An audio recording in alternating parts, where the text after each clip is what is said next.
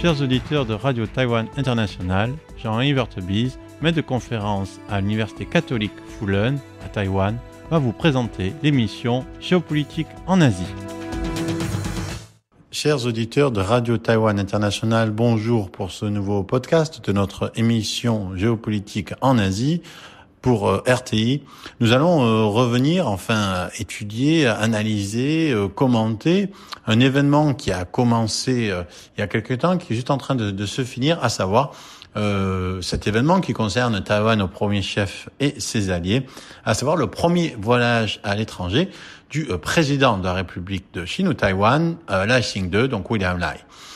Donc c'est le premier voyage à l'étranger de William Lai Ching-te, depuis qu'il a été élu président au début de cette année 2024. Et pour ce premier voyage, il a décidé d'aller visiter les alliés taïwanais du Pacifique. Ce sont des alliés extrêmement importants parce qu'il reste assez peu d'alliés directs de Taïwan. C'est quoi les alliés de Taïwan? Ce sont les pays qui reconnaissent qui reconnaissent diplomatiquement l'existence de jure, l'existence en droit de Taïwan à l'ONU, et qui donc ne reconnaissent pas la République populaire de Chine comme représentant la Chine, mais reconnaissent la République de Chine ou Taïwan comme représentant la Chine. Il y a plus que 12 pays qui sont dans ce cas, et parmi ceux-là, il y a ces États insulaires du Pacifique.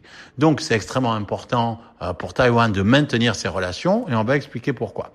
Donc le président taïwanais de la République de Chine, Lai Ching-te, a effectué son voyage dans le Pacifique, et le premier et dernier point aujourd'hui de son voyage, c'est les États-Unis. Pourquoi? Parce qu'en fait, il a commencé son voyage par Hawaï aux États-Unis, qui fait partie des États-Unis, et il va l'arrêter à Guam, qui est aussi une île qui est sous administration américaine. Et donc ce périple qui est extrêmement important, donc il va aller aussi dans ces États du Pacifique sur lesquels on va développer, donc c'est-à-dire les îles Marshall, Tuvalu et Palau, donc les trois alliés de Taïwan, de la République de Chine dans le Pacifique, qui sont extrêmement importants. Et donc Lai Ching-te, le président Lai, a commencé par Hawaï. Il a été accueilli à l'aéroport international de Honolulu par Ingrid Larson, la directrice générale à Washington de l'Institut américain de Taïwan, et le gouverneur d'Hawaï, Josh Green. Et c'est évidemment un événement historique, parce que, comme l'indique le bureau présidentiel de Taipei dans un communiqué que je reprends, c'est la première fois que le chef de l'État taïwanais a été accueilli sur le tarmac, a reçu un tapis rouge, s'est vu remettre des fleurs, ce qui constitue le plus haut niveau de courtoisie de ces dernières années, en rupture avec le protocole traditionnel d'accueil en terminal. Autrement dit, il y a aussi une volonté ici des États-Unis de marquer la profondeur, la durabilité, la solidité des liens entre les États-Unis, des liens inofficiels, des liens informels, mais pour autant solides entre les États-Unis et Taïwan. Et donc le fait que le président ait reçu cet accueil, ça démontre un niveau de confiance. Et alors il y a aussi évidemment l'autre revers de la manière, on peut dire, c'est que parfois qu'il n'est pas allé directement aux États-Unis continentales. Donc le fait de s'arrêter à Hawaï, c'est d'une certaine manière un moyen terme par rapport à la Chine. On va revenir sur ça. Mais cette escale à Hawaï est bien plus qu'une escale. C'est ça qui est intéressant, c'est que d'un côté, donc, c'est le symbole d'une relation entre les États-Unis et Taïwan qui a son plus haut niveau de confiance et d'intégration, mais on peut dire au niveau militaro-diplomatique, puisque la défense de Taïwan est assurée par les États-Unis, au sens où Taïwan achète exclusivement américain pour sa défense. Mais c'est bien entendu aussi un défi envers Pékin. Puisque évidemment ça signifie que d'une certaine manière Taïwan est reçu dans un endroit, un territoire contrôlé par les États-Unis avec les honneurs dus à un rang quasi présidentiel. C'est quelque chose qui évidemment va irriter les Pékin, puisque Pékin ne reconnaît pas l'existence de la République de Chine, ne reconnaît pas l'indépendance de fait de Taïwan, ne reconnaît pas le fait qu'il y ait un président taïwanais, et donc que celui-ci se déplace dans un pays comme les États-Unis, qui accepte le principe d'une seule Chine évoqué par la Chine sans être d'accord avec lui, c'est évidemment quelque chose qui est extrêmement dangereux, extrêmement problématique pour la Chine. Et la Chine a promis des représailles. Est-ce qu'il y aura, après ce voyage, dans les semaines qui courent, des nouveaux exercices de blocage et d'encerclement? C'est ce qu'on verra.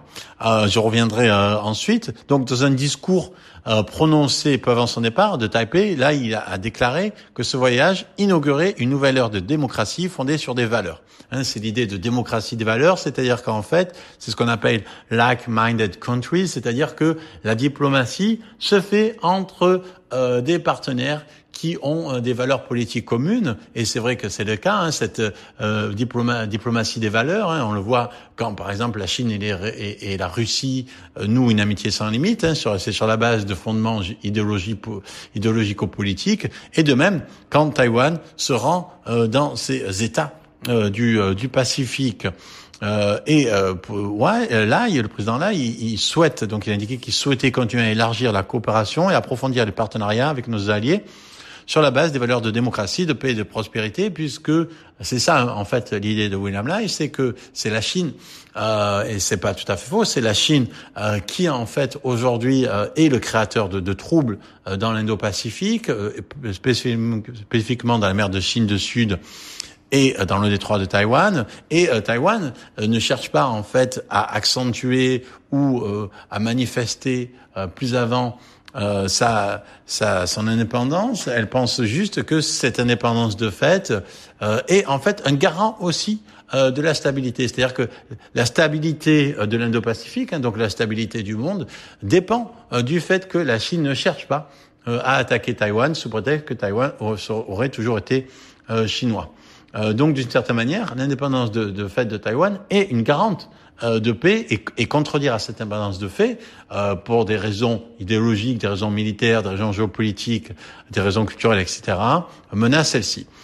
Donc, l'avion de Lai, il était accompagné par des avions de chasse F-16 de l'armée taïwanaise sur une partie de ce trajet, parce qu'évidemment, il faut assurer ce trajet-là, et ça nous rappelle aussi quelque chose sur lequel on reviendra. Ça rappelle aussi que ce voyage, il intervient alors que Taïwan vient justement de signer un grand contrat d'armement avec les États-Unis. Alors, ce voyage, il est généralement quand le président taïwanais passe par les États-Unis, on dit que c'est juste une escale, un transit. Mais là, à Hawaï, il reste quand même 2 jours. Il va visiter les musées. Il y a un programme officiel. Et donc, ce qui est qu'une escale devient véritablement une visite. Et c'est là que pour Pékin, évidemment, c'est assez gênant.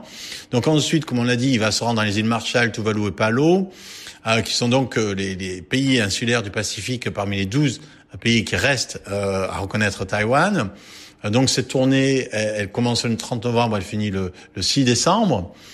Donc aujourd'hui, évidemment le but c'est de renforcer la coopération entre Taïwan et les alliés à un moment où la Chine fait pression sur cela.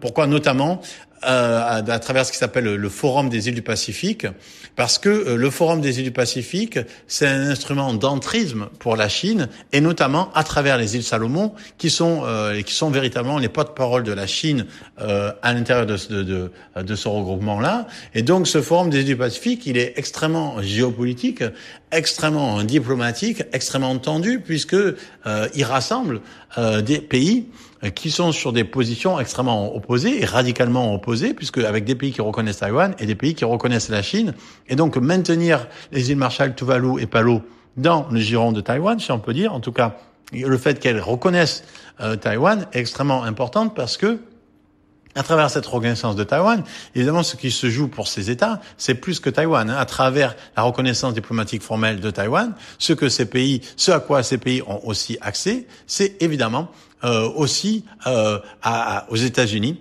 à l'Australie, à l'Indo-Pacifique, à l'AUKUS, puisque l'intérêt de ces pays-là pour en fait continuer les relations avec Taïwan, c'est non seulement évidemment les aides que Taïwan peut apporter, mais Taïwan peut apporter beaucoup moins que la Chine, mais c'est surtout ce réseau diplomatique occidental qui va avec la reconnaissance de Taïwan. Et donc, on a dit, ce voyage, il fait suite à l'approbation par les États-Unis la semaine dernière du projet de vente de pièces détachées pour les F-16 et les systèmes radars et des équipements de communication pour un montant de 385 millions de dollars. Donc c'est une somme importante, 320 millions de dollars pour les F-16 et les radars et 65 millions pour les unités mobiles. Et on peut aussi se rappeler que le mois dernier, les États-Unis avaient aussi annoncé une vente potentielle de 2 milliards de dollars à Taïwan. Et ça aussi, on sait que Taïwan sait que si elle veut garder Trump de son côté, elle doit faire de la dépense militaire. Comment est-ce que la Chine va réagir ? On sait que donc le ministère taïwanais des Affaires étrangères, Lin Chia-long, il a dit que le gouvernement n'excluait pas la possibilité d'exercice militaire de grande envergure. Et est-ce que, évidemment, en demandant à Pékin de s'abstenir de tout acte excessif qui pourrait porter atteinte à la paix et à la stabilité dans le détroit de Taïwan. Est-ce que Pékin va écouter ? De quelle manière Pékin va répondre au voyage de William Lai dans les îles du Pacifique avec ces deux escales aux États-Unis, à Hawaï et à Guam ? C'est ce qu'on verra sans doute dans les prochaines semaines. C'était Jean-Yves Heurtebise dans son émission Géopolitique en Asie pour RTI.